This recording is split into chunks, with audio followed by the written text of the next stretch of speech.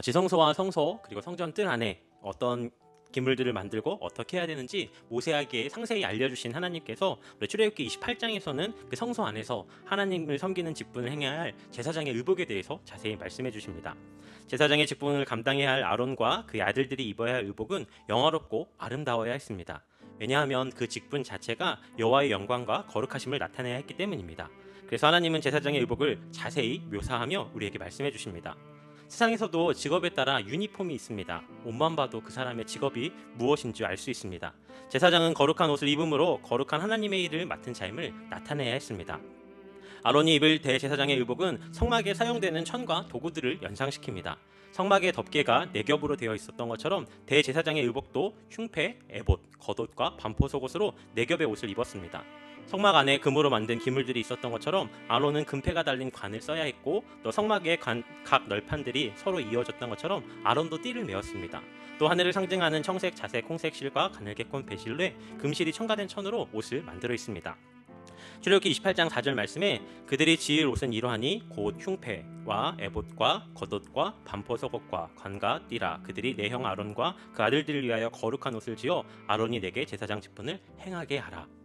이처럼 아론의 옷, 대제사장의 옷을 통하여서 하나님이 누구신지를 나타내고 성소와 지성소를 나타내게 하였습니다. 그러하여 하나님의 거룩하심을 이스라엘 가운데 나타내야 했던 것이 이 대제사장과 제사장들의 의복입니다. 혹시 준비되면 띄워주세요. 네.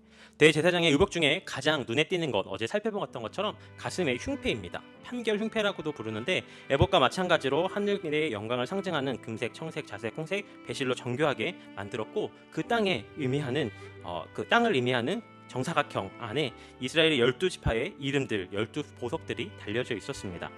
그리고 하나님께서는 그 흉패 안에, 판결 흉패 안에 에봇 짜는 방법으로 짜서 제사장의 가슴에 항상 붙이고 그 안에 우림과 둠밈을 넣어 놓으라고 말씀하셨습니다. 우림은 빛, 둠밈은 완전함이라는 뜻으로 하나님의 뜻을 여쭤보할 때 사용했던 도구입니다. 우림과 둠밈은 그 사람이 판단할 수 없는 미래의 일이나 하나님의 뜻을 하나님께 물을 때 사용하였던 제비와도 같은 것입니다.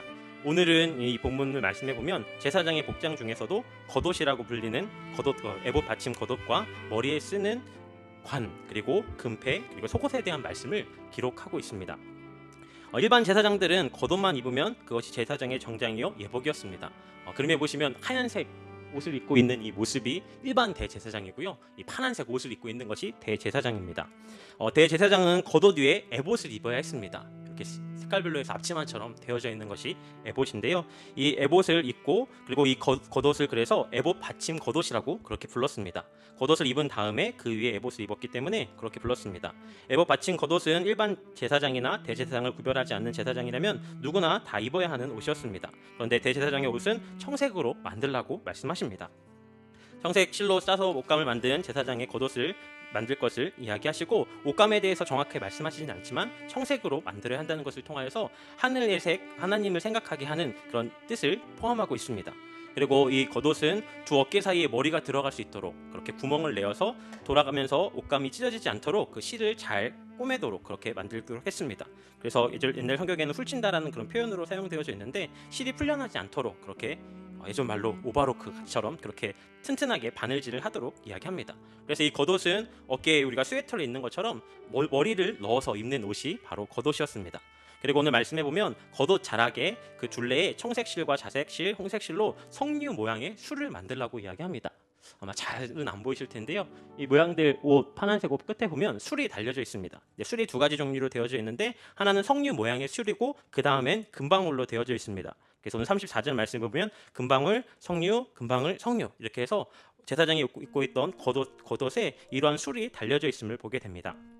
석류는 아름다운 향과 맛을 가진 과일로 제사장의 옷자락 가운데 석류 모양을 매단다는 것은 하나님의 풍성한 은혜를 상징적으로 나타내 주는 것입니다. 그리고 금방을 메어다 그것의 옷에다 다는 것은 성전 안에서 움직이며 하나님의 일을 하고 있을 때 그 소리를 통하여서 그 밖에 있는 사람에게 그것을 알려주는 신호가 되었습니다.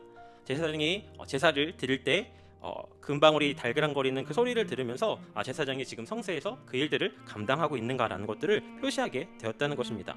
오늘 35절 말씀에 보면 아론이 입고 여호와를 섬기러 성소에 들어갈 때와 성소에서 나올 때에 그 소리가 들릴 것이라, 그리하면 그가 죽지 아니하리라라고 이야기를 하고 있습니다. 혹여나 성소 안에서 하나님 앞에 제사하는 일을 하다가 대제사장이나 제사장이 하나님 앞에 잘못되어진 것들이 있었을 때, 그래서 혹여나 그로 인하여서 죄로 인해 어려움들이 생겼을 때 소리가 나지 않으면 긴 그 끈을 잡아당겨서 그 문제들을 해결했다는 것을 볼 수가 있습니다. 그리고 금방울 소리가 나지 않으면 죽은 것으로 간주하여서 그것을 끌어낼 수 있도록 그 긴 띠를 메고 있었다는 것을 알 수 있습니다. 그리고 36절, 37절에 보면 이 대제사장 머리에 관을 쓴 것을 볼 수가 있습니다. 그리고 그 관에는 순금으로 패를 만들어 도장을 새기는 방법으로 금패에 여호와께 성결이라고 쓰여져 있습니다. 36절, 37절 말씀 같이 한번 읽어보도록 하겠습니다. 36절, 37절입니다.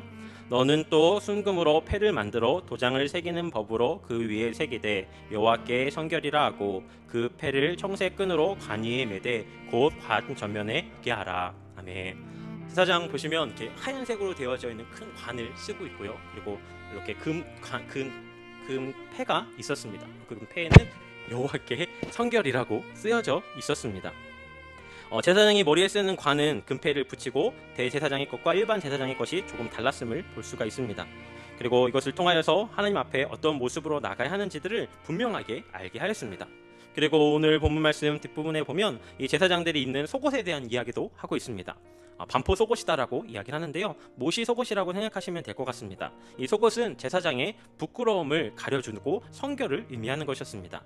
속옷을 입는 것은 하나님 앞에 나아갈 때에 하체가 보이지 않게 하기 위함이었습니다. 레위기 16장 4절에 거룩한 세마포 속옷을 입으며 세마포 속바지를 몸에 입고 세마포 띠를 띠며 세마포 간을 쓸지니 이것들을 거룩한 옷이라 물로 그의 몸을 씻고 입을 것이라 하였느니라고 말씀하고 있습니다. 세 번째 슬라이드 한번 넘겨봐 주시겠어요?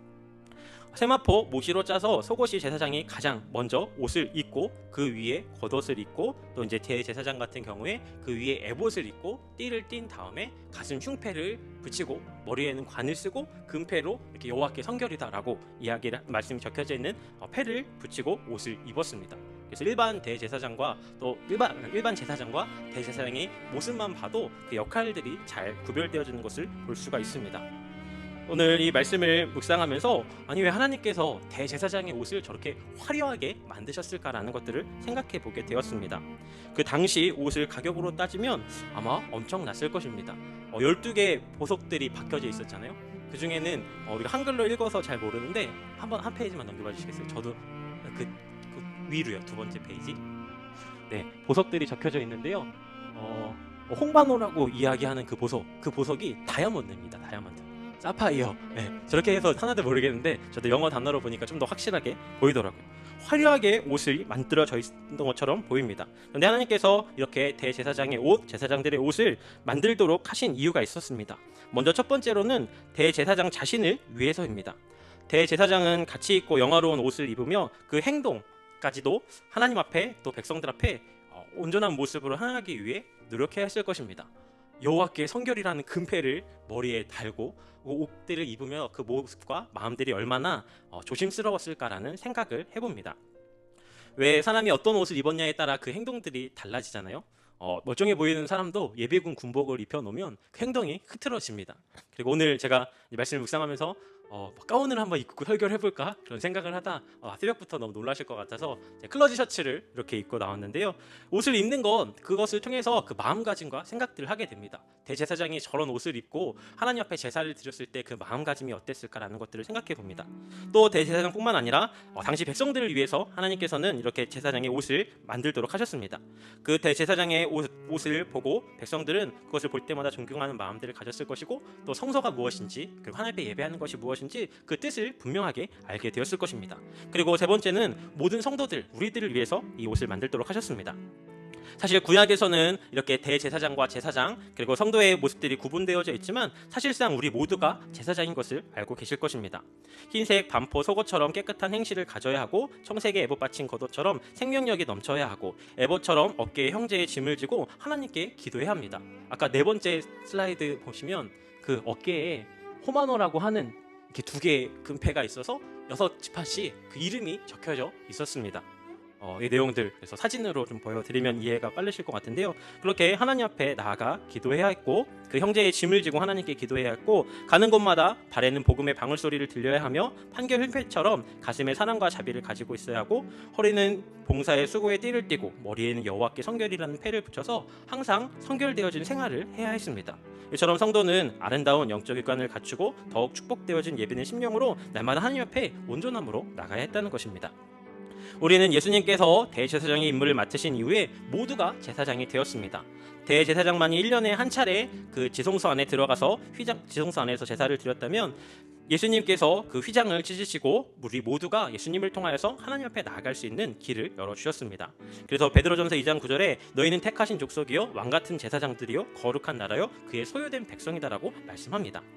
예수님의 십자가 사건 이후에 모두가 제사장이 되온 것처럼 대제사장의 의미도 희미해졌습니다. 하지만 예수님께서 우리의 대제사장이 되어 주셔서 우리가 하나님 앞에 나아갈 수 있도록 하여 주셨고 그것을 통하여서 우리가 날마다 하나님 앞에 나아가고 하나님을 예배할 수 있는 자리 가운데 그리고 하나님의 영광을 나타내는 자리 가운데 우리를 부르셨음을 우리는 기억해야 합니다.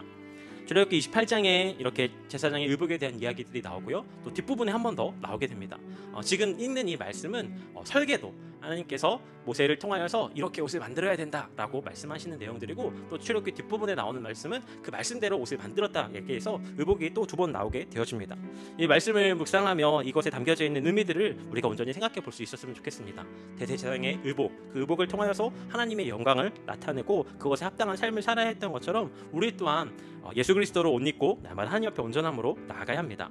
로마서 13장 12절부터 14절 말씀에 보면 밤이 깊고 낮이 가까이 왔으니 그러므로 우리가 어둠의 일을 벗고 빛의 갑옷을 입자. 낮에와 같이 단정히 행하고 방탕하거나 술 취하지 말며 음란하거나 호색하지 말며 다투거나 시기하지 말고 오직 주 예수 그리스도로 옷 입고 정욕을 위하여 육신의 일을 도모하지 말라고 말씀하셨습니다. 갈라디아 3장 27절에 또 누구든지 그리스도와 합하기 위하여 세례를 받은 자는 그리스도로 옷 입었느니라라고 말씀합니다. 대제사장의 의복을 보며 우리가 꼭 생각해야 하는 것이 있습니다. 우리가 있는 것, 또 우리가 행하는 것, 우리의 삶 모든 것들을 통하여 여호와께 성별되어지고 구별되어지고 주님께 영광 돌리는 삶을 살아야 한다는 것입니다. 대제사장의 의복을 보며 우리의 신분이 무엇인지를 다시 한번 생각하게 되어집니다. 우리의 삶의 모습, 또 우리의 행동거지, 또 우리의 삶 가운데 나타내야 될 모습이 무엇인지를 다시 한번 생각할 수 있는 오늘 이 새벽의 시간이 되어지기를 소망합니다. 예수 그리스도로 온전히 옷 입고 착한 행실과 우리의 삶을 통하여서 하나님께 영광을 나타내야 합니다. 오늘 우리는 그런 삶 가운데 부르심을 받았습니다. 우리의 착한 행실과 거룩한 옷, 구별되은 옷, 예수 그리스도로 옷 입고 삶의 자리 가운데 주의 영광을 나타낼 수 있는 우리 하느님 교회 모든 성도들이 되시기를 주님의 이름으로 축복합니다.